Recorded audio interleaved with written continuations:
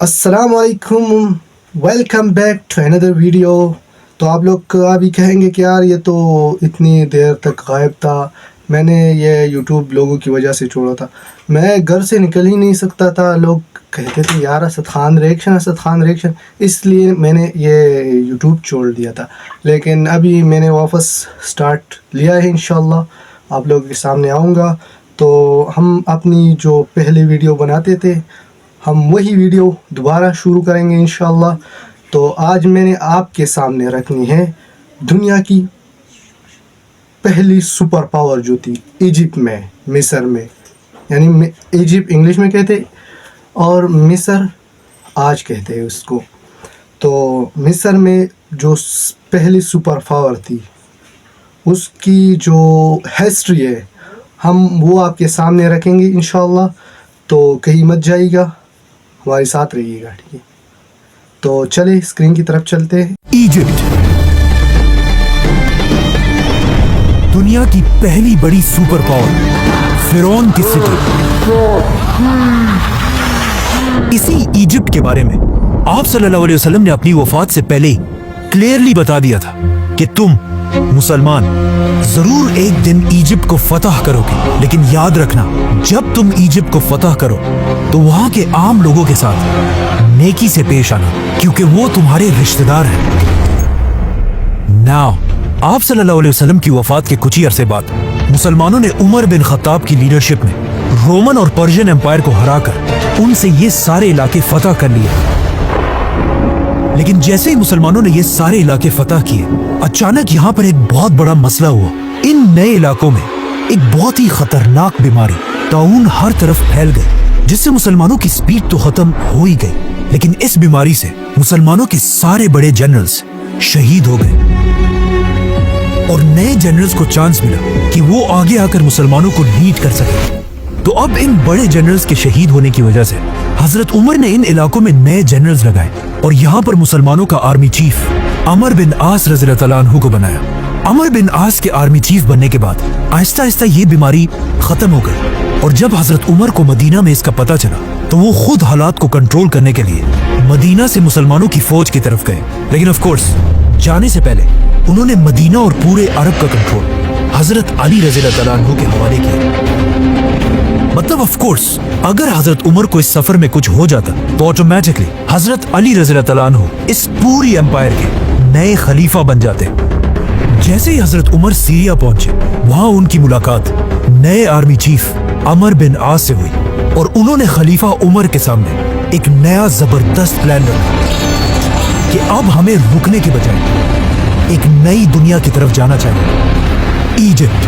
اور وہی ایجپٹ ہی کیوں، مسلمان تو رومن امپائر کے کیپٹل کی طرف بھی جا سکتے تھے، کیونکہ ایجپٹ کوئی عام علاقہ نہیں تھا، اور پچھلے ہزاروں سال سے ایجپٹ دنیا کے سب سے رچ علاقوں میں سے ایک تھا، جس کی طاقت کو قرآن میں بھی بار بار ایکسپلین کیا گیا ہے۔ لیکن آخر ایجپٹ اتنا پاورفل بنا کیسے؟ آج سے 5000 سال پہلے دنیا کے حالات کچھ ایسے تھے کہ دنیا کی سب سے امپورٹنٹ چیز صرف ایک ہی تھی، پانی، اور جس کے پاس دنیا میں سب سے زیادہ پانی ہوتا تھا وہی پوری دنیا پر راج کرتا تھا۔ اینڈ آف کورس اس زمانے سے لے کر آج تک دنیا کی سب سے بڑی ریور ایجپٹ میں ہی تھی، نائل ریور۔ اور آہستہ آہستہ اسی دریا کے پانی کی طاقت کی وجہ سے پوری دنیا سے لوگ ایجپٹ میں آ کر آباد ہونے لگے، جس کی وجہ سے ایجپٹ دنیا کا سب سے طاقتور علاقہ بنا، اور یہاں کے لوگ دنیا کے سب سے رچ لوگ بنے۔ جس کے بعد انہی لوگوں میں سے ایک آدمی کھڑا ہوا، کنگ نارمر، جس نے پورے ایجپٹ کو یونائٹ کر کے یہاں پر دنیا کی سب سے پہلی بادشاہت بنائی۔ پر وہی یہ تو 5000 سال پرانی کہانیاں ہے، تو آج ہمیں اس سب کا کیسے پتہ ہے؟ ان دو ٹیبلٹس کو غور سے دیکھیں۔ آج تک آپ نے زندگی میں جتنی بھی ایجپشن رائٹنگز دیکھی ہیں، ان سب میں دنیا کی سب سے پرانی ایجپشن رائٹنگز یہی دو ٹیبلٹس ہیں، جس میں کنگ نارمر کو کلیئرلی دیکھا جا سکتا ہے۔ آہستہ آہستہ یہی ایجپشن امپائر طاقتور ہوتی گئی، اور اگلے 1000 سال تک ایجپٹ ہی پوری دنیا پر راج کرتا رہا۔ 1000 سال تک دنیا کی سپر پاور رہنے کے بعد اب ایجپشن فرعونوں کو یہ بات کنفرم ہو چکی تھی کہ ان سے بڑا اس پورے یونیورس میں کوئی بھی نہیں ہے، جس کے بعد پہلی بار انہوں نے ایک ایسا دعویٰ کیا جو ان سے پہلے کسی نے نہیں کیا تھا۔ ایجپٹ कि फिरौन ने अपने आप को बादशाह नहीं बल्कि खुदा कहा, और इन फिरौनों ने इजिप्ट में एक ऐसा रिलीजन बनाया कि फिरौन तो दुनिया में एक खुदा है, लेकिन तुम अवाम सिर्फ और सिर्फ तभी जन्नत जा सकते हो जब तक तुम अपने खुदा फिरौन के गुलाम रहो, ताकि कभी भी इजिप्ट के लोग फिरौन के खिलाफ बगावत ना कर सके। तो अब पूरा इजिप्ट फिरौनों की इबादत करने लगा, लेकिन आहिस्ता आहिस्ता इन फिरौनों के रिलीजन में भी कुछ चेंजेस आने लगे, और आखिर यहाँ पर एक बहुत ही अजीब कॉन्सेप्ट आया कि हर फिरौन खुदा नहीं है, बल्कि सिर्फ वही फिरौन खुदा रहेगा जिसका जिस्म उसके मरने के बाद भी हमेशा के लिए till the end of time बिल्कुल ठीक ठाक रहे। तो अब इन फिरौनों की आपस में एक रेस स्टार्ट हुई कि कौन अपने जिस्म को हमेशा के लिए सेफ रख सकता है। तो अब फिरौन अपने जिस्मों के साथ एक्सपेरिमेंट्स करने लगे, जिससे दुनिया में पहली बार ममीज का कॉन्सेप्ट आया। तो अब जैसे ही कोई फिरौन मरता था तो उस जमाने के सर्जन्स सबसे पहले उस फिरौन के जिस्म से सारा खून निकाल देते थे, और उसके बाद उस फिरौन की नाक में एक कुंडा, एक हुक डालकर उसके दिमाग को उसके नाक से ही बाहर खींच लेते थे, जिसके बाद उसके जिस्म से सारे ऑर्गन्स, लंग्स, जिगर, गुर्दे सब निकाल लिए जाते थे, लेकिन सिर्फ दिल को बिल्कुल सेफ एक जार में रख दिया जाता था। जिसके बाद इस फिरौन के खाली जिस्म को बहुत ही केयरफुली अगले 40 दिन के लिए पानी में रख दिया जाता था, और इस पानी में एक स्पेशल नमक मिक्स किया जाता था। 40 दिन के बाद फिरौन को निकालकर उसके खाली जिस्म को रेत से भर दिया जाता था, ताकि वो हमेशा के लिए अपने सही शेप में रहे। और फिर फाइनली फिरौन के जिस्म पर तेल और हनी लगाकर उसके जिस्म पर हमेशा के लिए व्हाइट पट्टियां बांधी जाती थी, और फिर उसे एक बहुत ही महंगे ताबूत में बंद कर दिया जाता था। इस ताबूत में फिरौन के जिस्म के साथ साथ खाने पीने की चीजें, बहुत सारा सोना, और मोस्ट इम्पोर्टेंटली उसका दिल उसके साथ दफना दिया जाता था। आहिस्ता आहिस्ता मरने के बाद हर फिरौन अपनी मम्मी बनाने लगा, और ये बिल्कुल एक आम सी बात बन गई। तो अब मरने के बाद खुदा बनने की ये रेस मम्मी से भी आगे निकल गई, और आने वाले नए फिरौन सिर्फ मम्मीज ही नहीं बल्कि अपने मम्मीज के ऊपर बड़ी बड़ी बिल्डिंग्स बनाने लगे, जो पहले तो सिर्फ नॉर्मल बिल्डिंग्स और टेम्पल्स थे, लेकिन आहिस्ता आहिस्ता ये बिल्डिंग्स बड़ी होती गई, और इस तरह दुनिया में पहली बार पिरामिड्स का कॉन्सेप्ट आया। तो अब जो भी फिरौन मरता था वो अपनी ममीज पर एक से बढ़कर एक बड़े बड़े पिरामिड्स बनाने लगे, और हर फिरौन ये चाहता था कि उसका पिरामिड पिछले फिरौन से भी बड़ा पिरामिड हो। और आहिस्ता आहिस्ता ये पिरामिड्स इतने बड़े हो गए कि आखिर एक फिरौन खुफू ने आज से 4500 साल पहले दुनिया का सबसे बड़ा पिरामिड बनाया, the great pyramid of Giza. जब ये पिरामिड बनाया गया, ये उस जमाने में दुनिया की सबसे बड़ी बिल्डिंग थी, और अगले 3500 साल तक दुनिया की सबसे बड़ी बिल्डिंग का टाइटल इसी पिरामिड के पास था। लेकिन 3500 साल बाद आखिर इस पिरामिड का रिकॉर्ड लंदन के इस चर्च ने तोड़ दिया।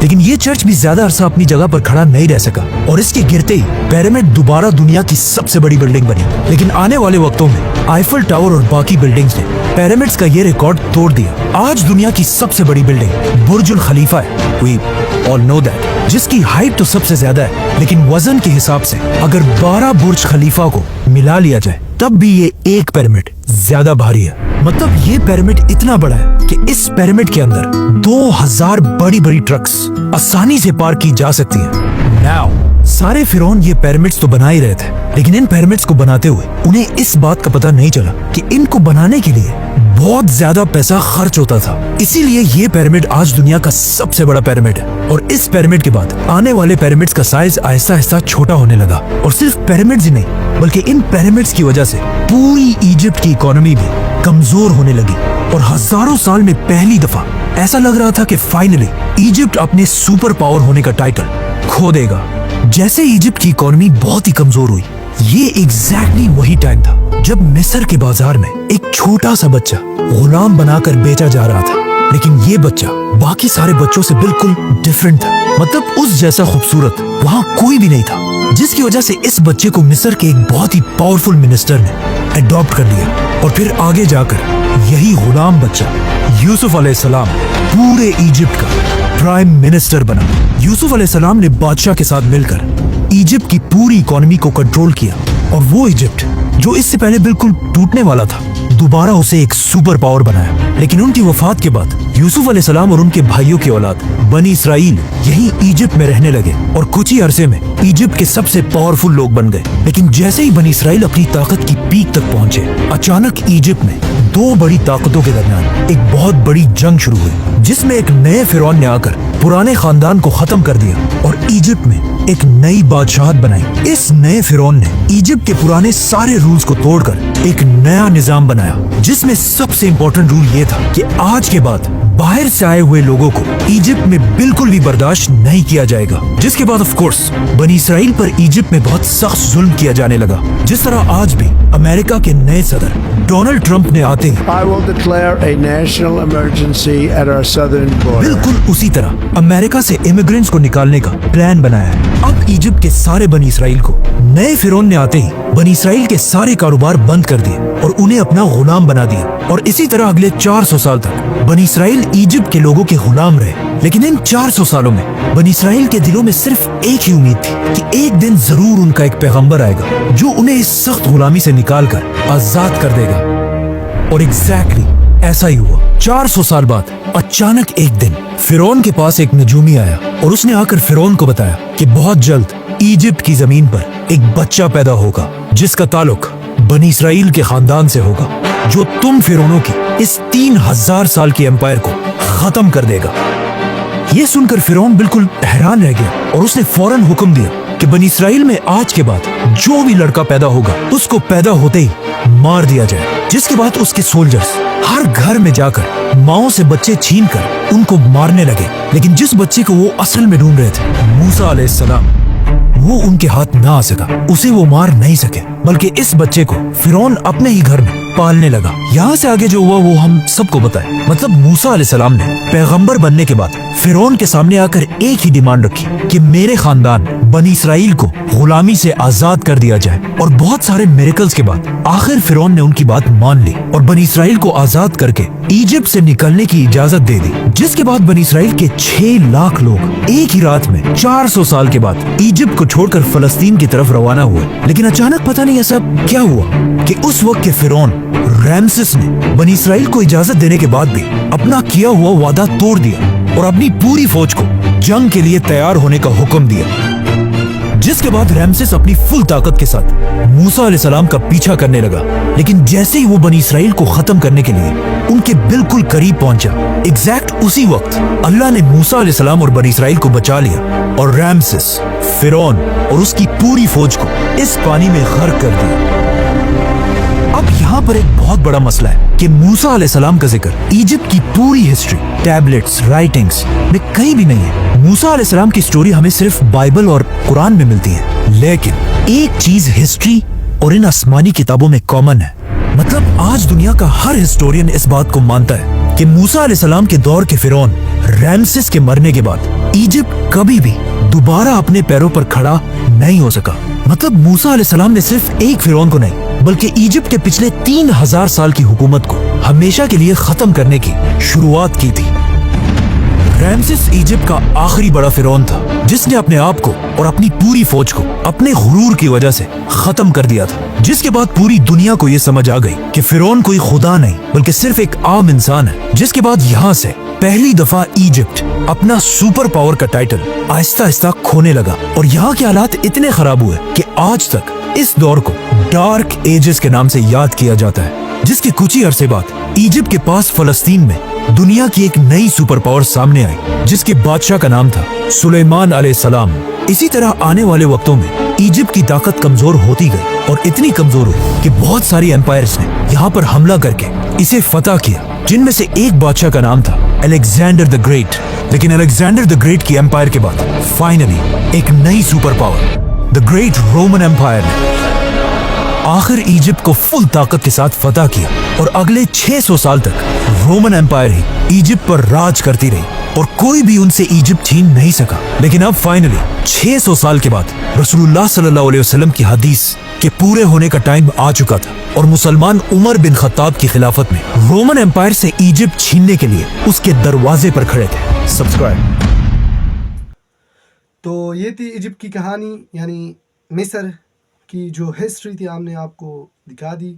میں نے اس لیے اس بندی کی جو ہسٹری اٹھائی، یہ کچھ اچھے انداز سے بیان کرتا ہے تو اس سے لوگوں کو مزہ آتا ہے. بعض لوگ بیان کرتے ہیں لیکن اس سے مزہ نہیں آتا، لوگوں کو بور ہو جاتے ہیں بندہ جب ہسٹری بیان کرتا ہے. تو اس بندی کے لیے نائس ویڈیوز بناتے ہیں. اور اگر ہماری ویڈیو آپ کو پسند آتی ہے تو لائک شیئر اینڈ سبسکرائب کرنا نہ بھولیے گا. سبسکرائب. والسلام. Subscribe.